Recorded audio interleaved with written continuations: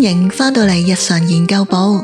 你知嘛？有唔少主人一開頭真係打算只係養一隻貓咋，但後來可能聽人話有個伴好啲啊，又或者真係緣分到啊嘛，甚至乎以為眼前呢隻就係最後一隻咯。結果養下養下，屋企就越嚟越多貓啦。到身在其位先至發現，原來要幾隻貓和平相處啊，一啲都唔簡單。好多嘢佢哋都會好介意，喐啲就話壓力大，入面仲有一堆你意想唔到嘅潛規則啊。今集我哋精選咗部分資深主人嘅心得，睇下透過環境改造同日常策略，對呢種複雜關係幫到幾多呢？而貓究竟係咪真係完全唔需要好朋友㗎？只要佢哋唔打交，表面和平就叫做大功告成。記住睇到最後啊！我哋呢個頻道主要係探討生活同寵物嘅有趣話題，有你哋嘅支持，我哋至可以持續向前。破解權力遊戲。一講到帶新貓返屋企，唔少主人直覺會諗啊，以後對兩隻貓要一樣咁好，絕對唔可以偏心啊。Sorry 啊，呢套喺貓界其實係大忌，分分鐘搞到屋企變戰場啦。要知道貓嘅世界係講階級制度嘅，唔理係一隻話事定係大家劃地盤各有山頭啊。總之邊個夠惡夠穩陣就有位坐咯。如果你堅持所謂嘅公平，對第一隻入屋嘅貓嚟講，就等於同佢講：喂，你唔再係 No.1 啊，冇得做大佬啦。結果佢為咗保住大佬呢個位，實會當咗新貓係敵人，日日同佢開戰啊。正確做法係資源一定要係貓大佬優先，無論係餵飯、摸摸定係返到屋企打招呼，全部都係佢優先啊。等佢有返安全感，新貓喺呢間屋先至會有定企啊。唔好以為幫屋企隻老貓搵隻貓仔返嚟係陪佢啊，其實好多時反而係互相折磨。決定兩隻貓夾唔夾啊，重點唔係先睇年齡，而係要睇下佢哋大家嘅電量夾唔夾先。如果老貓已經到咗退休心態啦，只係想靜靜咁安享晚年，你夾硬俾隻叉足電，一日到黑撩玩撩打交嘅貓仔俾佢，老貓真係會壓力爆煲啊！雙方都唔會有好日子過啦。如果你屋企有3隻貓或以上，你一定要識得揾出邊個係隱形和事佬啊！當另外2隻貓對峙，火藥味濃到隨時打起上嚟，通常會有一隻企喺一邊睇戲啊，或者扮冇事咁掂行掂過。呢個時候主人嘅反應好關鍵，你唔好淨係掛住分開打交嗰2隻啊，而係要第一時間去獎勵嗰隻冇衝入戰場，甚至揀行開嘅中立貓啊！獎勵一定要快啊！就喺佢選擇唔參與嗰一刻，即刻餵粒零食或者讚下摸下佢咁咯。呢招其實係等於話俾全屋嘅貓知，嗱，唔搞事唔參與鬥爭，先至係最聰明嘅生存之道啊！當打緊交嗰2隻貓見到隔籬嗰隻乜都冇做，企喺度都有人讚有獎賞，自然覺得再打落去都冇乜着數，冇晒癮啦。喺嚴格階級制度下，一定會有一隻存在感特別低、最容易被忽略嘅弱勢貓啊！佢哋每日都要睇住大佬面色做貓啊，甚至連想去玩個玩具、找下找板，都要等大佬瞓咗先咁做。長期被打壓落去，有機會引發慢性腎病或者自發性膀胱炎。建議每日進行1對1嘅秘密約會啊！每日搵5至10分鐘，閂埋道房門，房入面絕對唔可以有其他貓啊！點解？因為你要消除現場嗰種競爭感啊！大佬貓只要唔係當眾睇到你偏心，佢嘅階級尊嚴就唔會受損咯。而弱勢貓喺呢間房入面，終於可以放低戒備啦，搵返做自己嘅樂趣。呢份短暫專屬嘅安全感，其實就係幫弱勢貓進行心理排毒，唔使驚抑鬱到變病貓啦。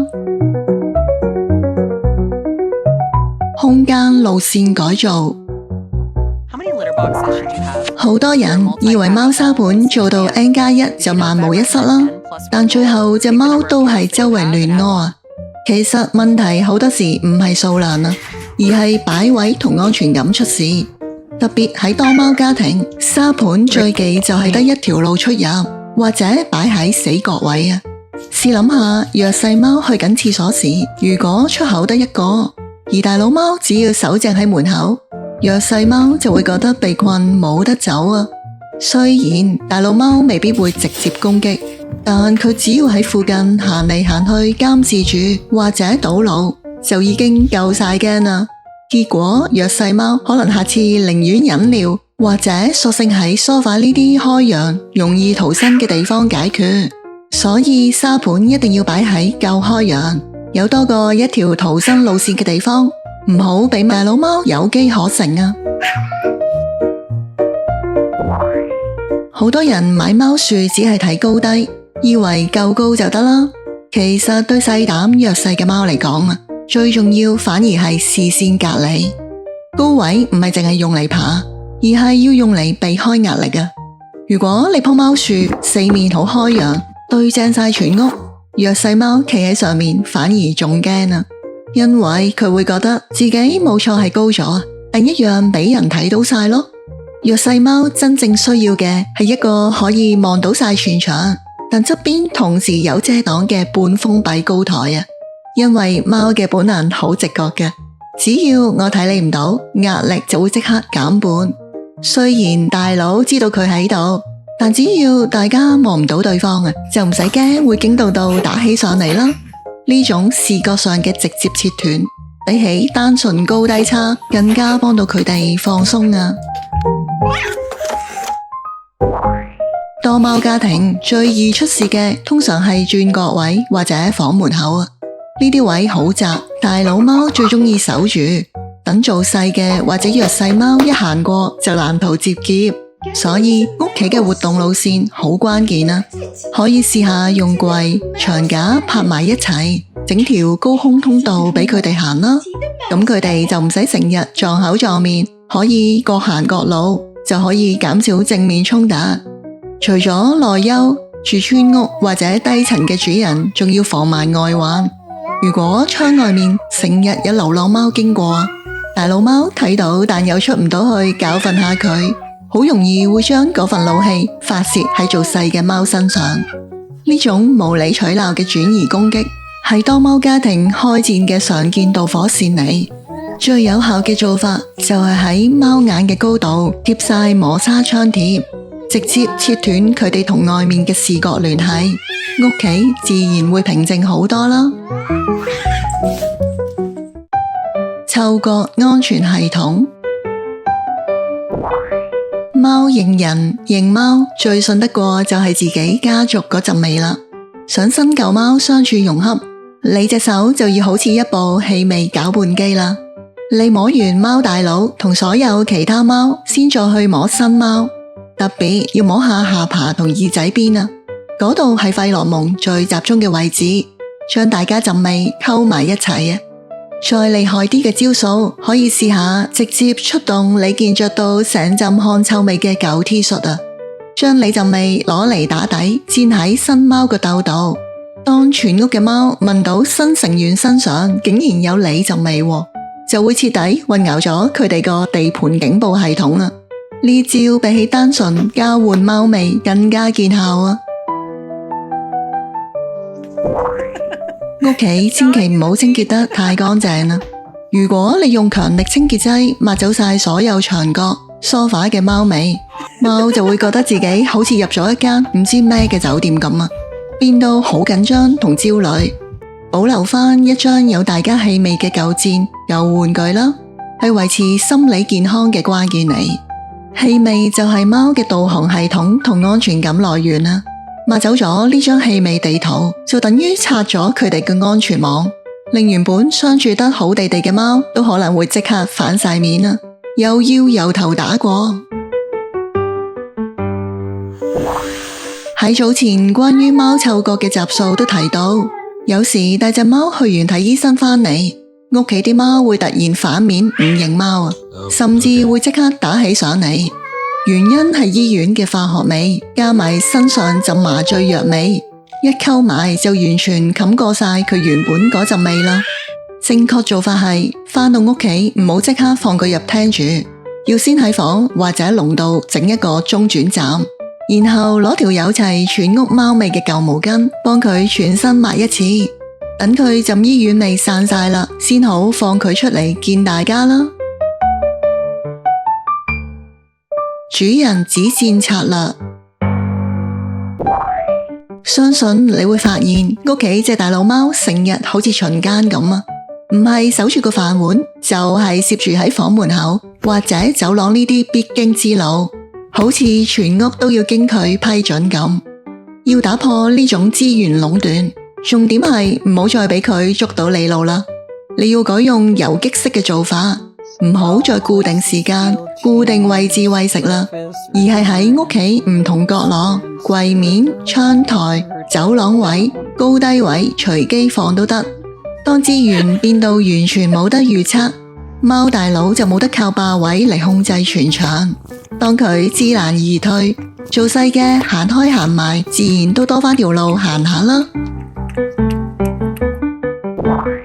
有時見兩隻貓突然你眼望我眼，火藥味濃到隨時開火咁。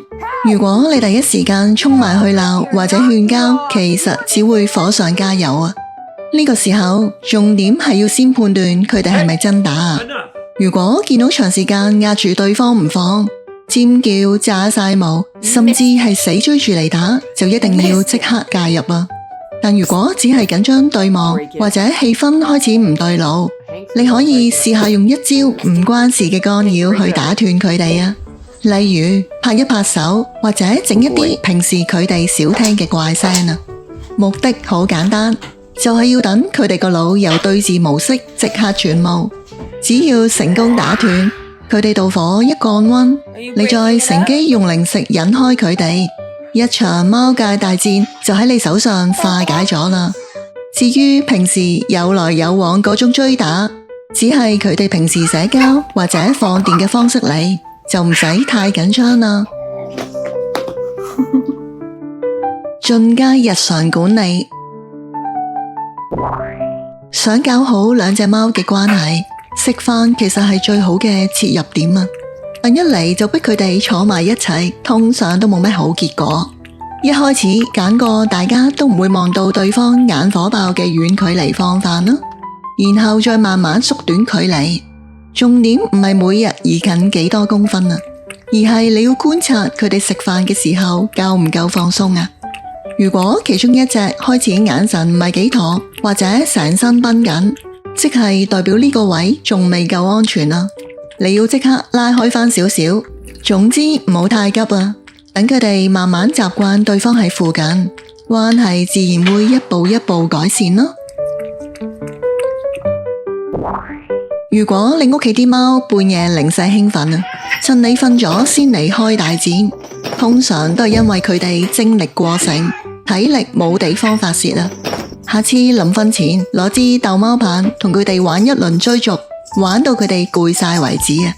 之後即刻要放飯，只要跟住呢個先後次序，捉獵物、食嘢、舔毛、瞓覺，當呢個本能流程順住咁完成，貓嘅身體就會切換去休息模式啊！半夜大家自然可以一齊有覺好瞓啦。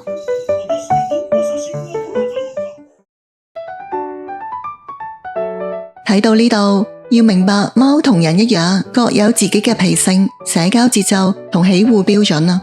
無論你當初係想救多隻浪浪，定係想幫屋企隻貓揾個伴，如果發現佢哋反而冇咁開心、冇咁黐人，而曾經覺得幾困擾，甚至幾內疚下，其實唔少主人都經歷過。而當貓家庭確實比養狗更加複雜，表面冷戰，實際暗鬥嘅情況。喺貓嘅世界，始終時間先係最關鍵。有啲貓真係要磨足3、5、7年先至冇咁敵對，有時可能要等到環境轉變咗，一齊經歷過啲嘢，共過患難，甚至係等其中一隻貓年紀大咗，火氣細咗，先至有機會破冰啊！唔知大家屋企有冇一本難念嘅貓經呢？歡迎分享交流你嘅諗法同經歷，記得訂閱我哋嘅頻道，按讚同分享，多謝你睇到最後。